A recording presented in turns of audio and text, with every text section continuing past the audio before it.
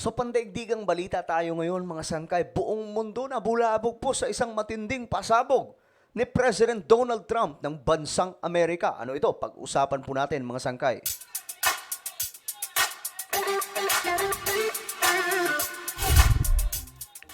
Hello, what's up guys? Hello. Ayos lang ba tayo dyan? Naway okay lang po kayo mga sangkay at ito pag-usapan po natin itong isa sa pandaigdigang balita, no? Itong patungkol po sa isang matinding pasabog ng presidente ng bansang Amerika, si Donald Trump. Anyway, bago natin mag-usapan yan, paki-subscribe po muna yung ating YouTube channel. Tayo po ay 1.4 million subscribers na at road to 2 million subscribers. So kung gusto nyong mapabilang sa dumaraming mga solid sangkay, sa mga hindi pa po nakakapag-subscribe ngayon, makikita nyo po yung subscribe button sa ibaba, okay? Pindutin nyo lamang po yan, tapos i-click nyo po yung bell, at i-click nyo po yung all. Sa mga nanonood naman po sa Facebook, i-follow nyo po yung ating Facebook page. Shoutout nga pala sa lahat ng mga solid sangkay na nanonood ngayon. Mag-comment po kayo sa ibaba ng hashtag solid sangkay. Okay, eto na pag-usapan po natin itong matinding pasabog ni US President Donald Trump. Ako, kagulat-gulat mga sangkay itong atake ngayon. Eto, pag-usapan po natin. Ayon po kasi sa report, ipagbabawal na daw po itong mga transgender sa mga sports. Ito po yung mga tinatawag na woman transgender. No? Masyado pong mahigpit ngayon si Donald Trump, mga sangkay, at talagang ang pinagbabasihan niya kasi dito kung ano daw po yung nakasulat sa Biblia. At ito daw po ay magpoprotekta mga sangkay sa mga kababaihan, especially. So gusto niya pong maproteksyonan mga sangkay kasi naaabuso daw po yung kanilang karapatan. Grabe, no? So panoorin po natin. Buong mundo ay nagulat kasi kaisa-isang presidente sa mga bansa na mayroon pong kalayaan at hindi po authoritarian na nagdeklara po ng ganito. From now on, women's sports will be only for women. Kita niyo yan mga sangkay? Mula ngayon, yung mga sports ng kababaihan ay talagang para lamang po sa kababaihan. Nagpalakpakan pa po. Yan nyo to ha. Ulitin natin. Women. Bawal na ang transgender athletes sa mga pambabaing sports. Ito ang nakasaad sa bagong executive order na nilagdaan ni President Donald Trump nitong Miyerkules, February 5. Grabe, no? Sa ilalim ng kautusan, nagbigay babala si Trump sa mga paaralan at iba pang educational institutions.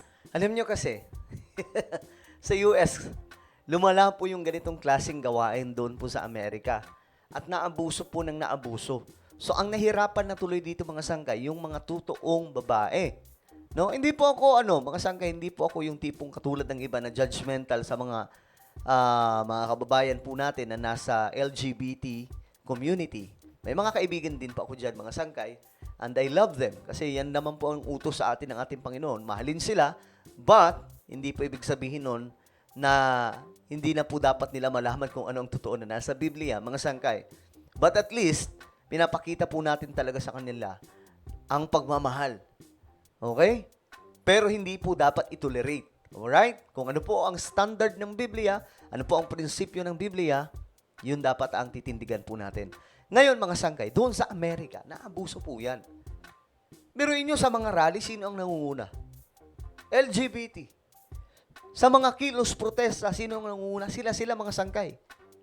Kung kaya't, itong si Donald Trump, since itong si Trump, malapit po ang loob sa mga churches, sa mga pastors, ministers, mga pari doon, nag-decide po siya mga sangkay na ipagbawal na ang mga ito sa mga sports ng kababaihan.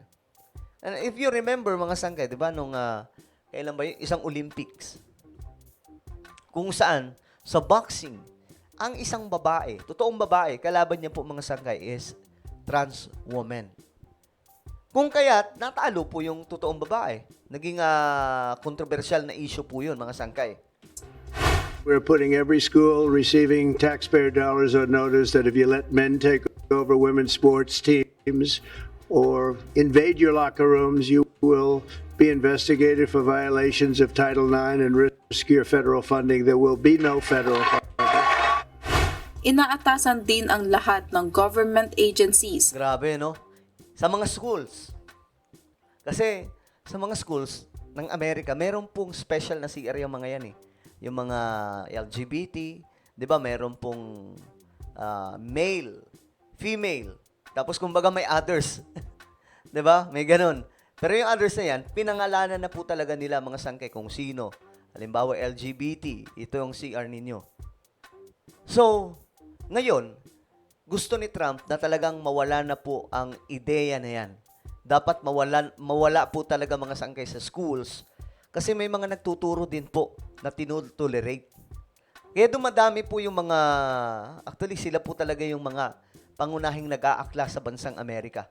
Kung kaya't ngayon mga sangkay, tino-turn down po sila ni President Donald Trump. At ang tingin ko dito mga sangkay, isa rin po ay nagbabasa ng Bible.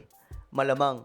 At alam po niya mga sangkay kung ano po yung prinsipyo na nasa Biblia. na ipromote ang sex-based sports categories. Actually, tama naman to kasi hindi po pwedeng makalaban ng isang babae, yung trans woman. Kasi yung tunay pa rin ng dugo na nananalaytay po doon mga sangkay, yung kanyang gender ay lalaki. Kahit pa po mag-itsura po siyang babae, yung lakas nun, mga sangkay, pang lalaki pa rin po talaga. Kaya ito po yung ginawa ni Donald Trump. Hinihikayat naman ng mga major at international sports organizations at governing bodies na isulong ang isang fair and safe policies para sa interes ng female athletes. Imumungkahi rin ng US President sa International Olympic Committee na particular ni endorse ang sex-based participation bago ang 2028 Summer Olympics Doon pa naman gagawin sa Amerika. sa Los Angeles, USA. Diba? Sa Los Angeles. Ngayon, mga sangkay, mukhang matindi po itong gagawin ni President Donald Trump. Talagang mawawala na po sila sa mga sports na pambabae. Hindi ko lang alam sa mga panglalaki, mga sangkay, yung mga babae na naging lalaki. I don't know mga sangkay anong plano ni Donald Trump. Tumataas ang bilang ng mga hindi sumasang-ayon sa isang transgender na lumaban sa isang female sports. Correct. Sa isang Gallup poll noong 2023, Yan po ang issue na yan, mga sangkay. lumabas na 69% ng mga Amerikano ang nagsabing dapat manatili sa aligned sex ang isang athlete. Carmela Marinda, Ayan. Pinirmahan na po. Buong mundo ay nagulat dito, mga sangkay. So, bawal na po sumali sa female sports ang mga transgender doon po sa Estados Unidos. Ito po yung matinding pasabong ni Donald Trump. And actually, guys, mukhang nasa tamang direksyon si Donald Trump, no? At saka ang tapang, biruin yung mga sangkay, tumakbo po siya sa halalan nang hindi po natatakot na magsalita sa mga ito. Kung dito yan sa Pilipinas, hindi. Kailangan ng boto. So, walang takot. Mayroon pong takot na magsalita against sa LGBT community. Pero si President Donald Trump talagang manumadiin po siya. At ito nga din po atang rason bakit siya nanalo. Well, ano po ang inyong opinion tungkol po dito? Just comment down below. Meron po tayong YouTube channel. Ito po isang Revelation. Hanapin niyo po ito sa YouTube. Kapag nakita niyo na, i-click niyo po yung subscribe, i-click ang bell at i-click niyo po yung all. Ako na po ay magpapaalam. Mag-iingat pong lahat. God bless everyone.